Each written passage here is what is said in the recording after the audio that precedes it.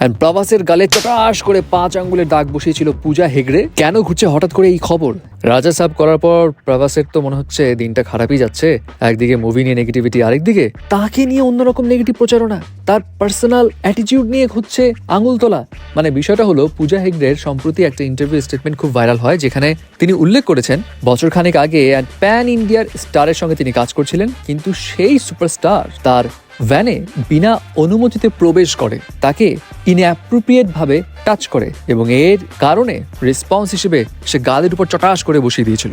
এবং এরপর থেকে সেই প্যান ইন্ডিয়ান স্টার পূজা হেগড়ের সঙ্গে আর কাজ করে না। এখন পূজা হেগড়ে এখানে কারো নাম উল্লেখ না করলেও অনেকেই বলছে এই প্যান ইন্ডিয়ান স্টার আর কেউ নয়, প্রভাস। মানে এমন এজেন্ডা উঠেছে এবং সেই সিনসিনারি হয়েছে রাধেশ্যাম মুভি করার ক্ষেত্রে। যদিও সারপ্রাইজিং বিষয় হচ্ছে যেভাবে পোস্টগুলো ঘুরে বেড়াচ্ছে, এই পোস্টে পূজা হেগড়ে যে স্টেটমেন্ট দেওয়া হচ্ছে সেই স্টেটমেন্টে কোনো সত্যতা নেই। পূজা হেগড়ে এমন কথা কখনোই বলেনি। এটা অনেকেই মনে করছে প্রভাসের বিরুদ্ধে একটা ষড়যন্ত্র চলছে এবং তাকে নিয়ে নেগেটিভ পিআর চলছে অন্য একটা গ্রুপ থেকে। হেই, এন্টারটেইনমেন্ট ওয়ার্ল্ডের চটপটে গসিপস এবং অথেন্টিক মুভি আপডেটস পেতে সাবস্ক্রাইব করুন ভাইব নিউজ।